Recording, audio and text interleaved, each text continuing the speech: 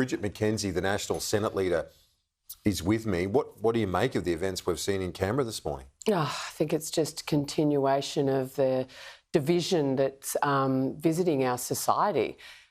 We've seen weak leadership by the Prime Minister, not just on the issues of Israel, highlighted and exacerbated with Senator Payman, obviously, but, as early as last year on The Voice, dividing Australians along, Indigenous versus non-Indigenous, the Palestinian war issue, Israel versus Gaza. Is that a stretch to be bringing up The Voice on a day when it's about division, it's about division, Kieran. We've had people just storm Parliament, right? The bastion of freedom and democracy in this country,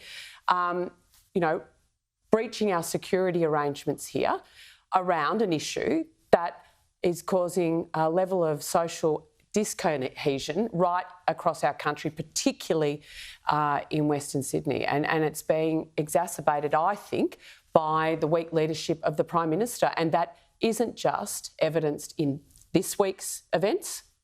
It's evidenced over his entire Prime Ministership. He's been critical of the protests at electoral offices, at the War Memorial, scathing of some of the behaviour there, and the Greens for not condemning it. He did condemn it.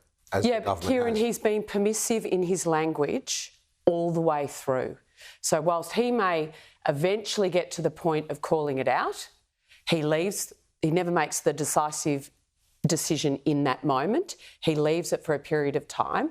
He has Labor MPs on both sides making public comments of all of these types of issues. And so the community is very, I think, unsure about where the Prime Minister sits. And in times like this, you need strong leadership. He condemned the desecration at the War Memorial, though. That was very clear. And meanwhile, on electorate offices and the protests that overstepped the mark, he's been really critical.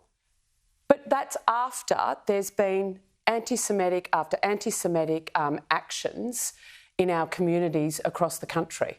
He finally gets to the point of calling it out when it's against his own MPs and their electorate offices, because it has actually happened. As we're looking at these, I just want to repeat, because these are the images live into the newsroom now of the police, and they've obviously done this in a safe way. They've got themselves cabled to the building, which is probably what you should be doing at 20 metres high, whereas those protesters were simply walking along that platform there on the top of the pillars. But they're going there now to remove that last banner which says war crimes enabled here, which those individuals left as their parting gift and as they retreated.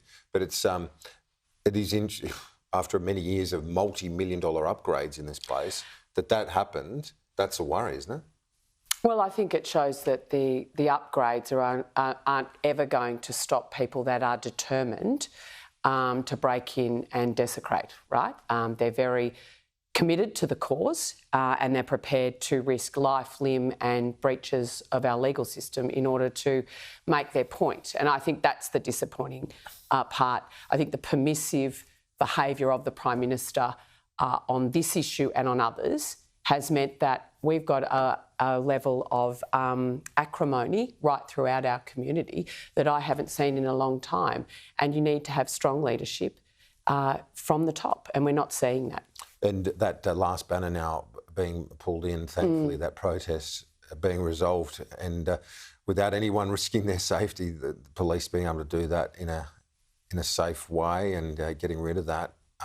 As we've seen school kids still arriving here for excursions and their day at Parliament. But having said that, there was a breach, as you said. People can circumvent the security, but surely that's got to be toughened so that people can't simply jump that.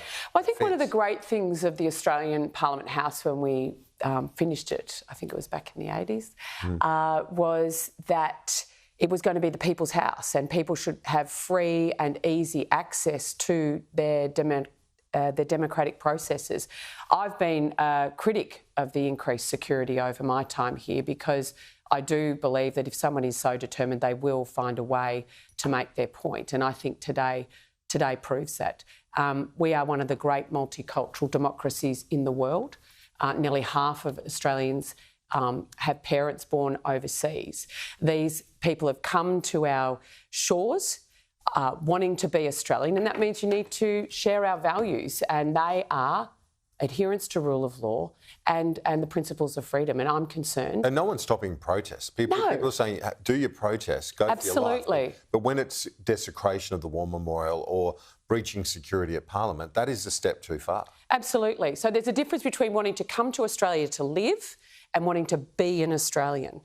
And I think we're seeing an erosion of wanting to be what an Australian is, because that is about commitment to freedom and the rule of law. But these individuals, some of those, they didn't look like they were new migrants by any stretch of the imagination. Well, I'm not going to make a judgment on that, but we have bought... Listening to that gentleman's rant, he didn't sound like he was... And he wasn't just... Kieran, the rant wasn't just, cauterised to the Gaza war. It was actually going to issues of Indigenous matters and the voice and the like. So the division that's Julian coming Assange, in... she mentioned? It was a Don't laundry get me started. list. Yeah, but that's what I'm saying. There are issues that are now dividing our country, and I think that requires very, very strong leadership that they're not getting. Thanks for your time.